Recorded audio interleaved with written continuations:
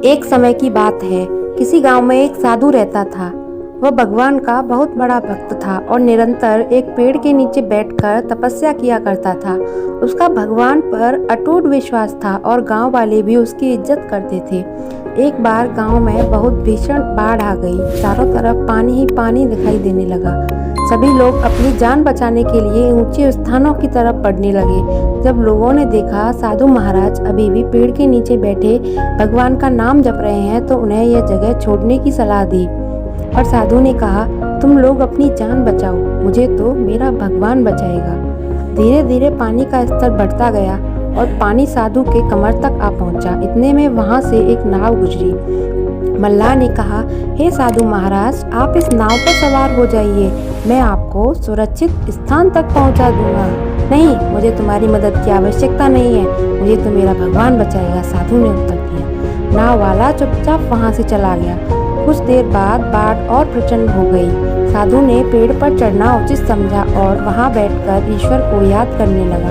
तभी अचानक उन्हें गड़गड़ाहट की आवाज़ सुनाई दी। एक हेलीकॉप्टर उनकी मदद के लिए आ पहुंचा। बचाव दल ने एक रस्सी लटकाई और साधु को उसे जोर से पकड़ने का आग्रह किया, पर साधु फिर बोला, मैं नहीं पकड़ूंगा इसे, मुझे तो मेरा भगवान बचाएगा। उनकी हट के आगे बचाव दल भी उन्हें लिए बगैर वहां से चला गया। कुछ ही देर में पेड़ बाढ़ की धारा में बह गया और साधु की मृत्यु हो गई। मरने के बाद साधु महाराज स्वर्ग पहुंचे और भगवान से बोले, हे प्रभु, मैंने तुम्हारी पूरी लगन के साथ आराधना की, तपस्या की, पर मैं जब पानी में डूबकर मर रहा था तब मुझे बचाने के लिए नहीं आए, ऐसा क्यों प्रभु? भगवान बोले, हे साधु महात्मा, मैं तुम्हारी रक्षा करने एक नहीं बल्कि 3 बार आया।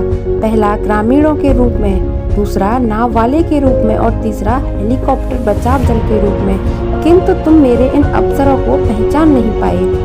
मित्रों, इस जीवन में ईश्वर हमें कई अवसर देता है। इन अवसरों की प्रकृति कुछ ऐसी होती है कि वे किसी की प्रतीक्षा नहीं करते।